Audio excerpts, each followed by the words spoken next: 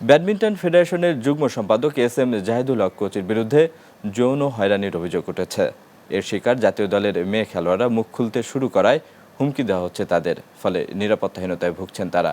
অভিযোগ খতিয়ে দেখতে একটি তদন্ত কমিটি গঠন করা হয়েছে। তবে অভিযুক্ত কোচই জানান, ফেডারেশন থেকে সরানোর জন্যই তার বিরুদ্ধে এই প্রচারণা। আফসানা কান্তার রিপোর্ট। আমি ফোন করতেই পারি, আমি একটা মেয়ে, আমি একটা ছেলে, আমি একটা মেয়েকে অফার করতে পারি 100 বার। অফার করাটা কোনো অভদ্রতা না, এবং এটা সেক্স ইসের ভিতরে পড়ে না।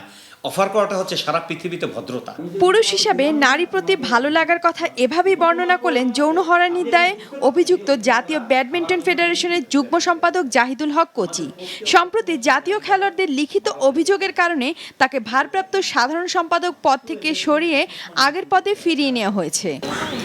এর আগে কোনো নারী ব্যাডমিন্টন খেলোয়াড় মুখ না খুললেও এবার চিত্রটা ভিন্ন। উনি আমার মাঝে মাঝে ফোন দেয়। একদিন ফোন দিয়ে সে বলতেছে যে, ডার্লিং কেমন আছো, কবে আসতেছে, এই ধরনের কথাবার্তা বলতেছে। কিন্তু এটা যে প্রতিবাদ করবো আমি, এটা তো সমস্যায় পড়বো আমি একা। 16 তারিখে যখন ঢাকাতে আমি একা আসছি আর কি, উনি আমার ফোন দিচ্ছে, দিয়ে বলে তুমি কোথায়। আমি বলছি এই তো গাড়ির মধ্যে। তো বলতেছে তুমি একা আসতেছে, আমি তোমার নিয়ে এসে কমপ্লেক্সে পৌঁছাই দেবো। আসার পর আমি একটা রিক্সা নিয়েছে, রিক্সা নেওয়ার পরে আমার বলতেছে যে হচ্ছে রিক্সায় ওঠো। তো উনি কমপ্লেক্সে না নিয়ে এসে অন্যদিকে যাচ্ছে। আমি বলছি কোথায় যাচ্ছেন আঙ্কেল? তো বলে আমার বোনের বাসায়।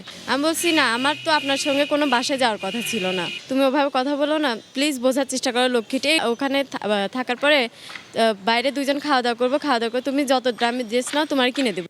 তবে এসব অভিযোগ অস্বীকার করে নাবিলার বিরুদ্ধে পাল্টা অভিযোগ করেন তিনি। পাবনা থেকে সে ওখানে নামছে, নেমে গিফট নেওয়া, যে ওই যে ঈদের আগে তাকে টাকা ঈদের আগে অবশ্যই আমি এইখান থেকে তো মোটরসাইকেল নিয়ে গেছি। যখন তাকে আমি এখানে শান্টিং দিচ্ছি, আসল ঘটনাকে সে অন্য খাতে প্রবাহিত করছে। ওদের তো অনেক প্লেয়ার আছে, সবাই তো আমার কাছে কেস চায় না, আমি অনেকেরই দিই, তার ভিতরে সে একজন।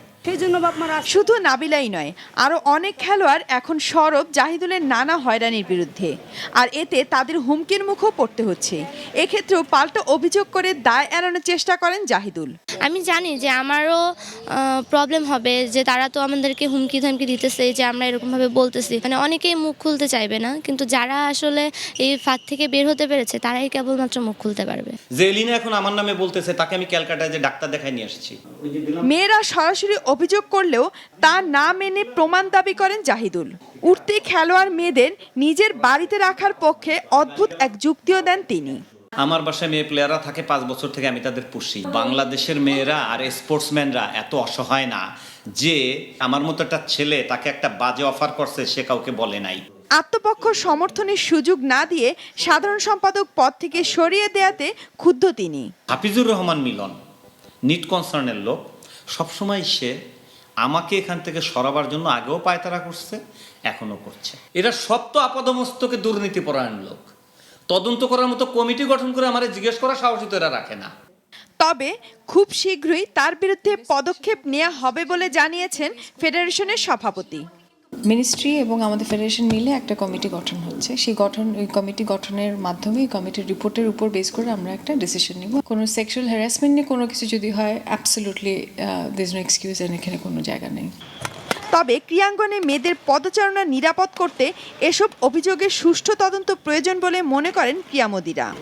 আফসানা কান্তা, মাছরাঙা সংবাদ, ঢাকা।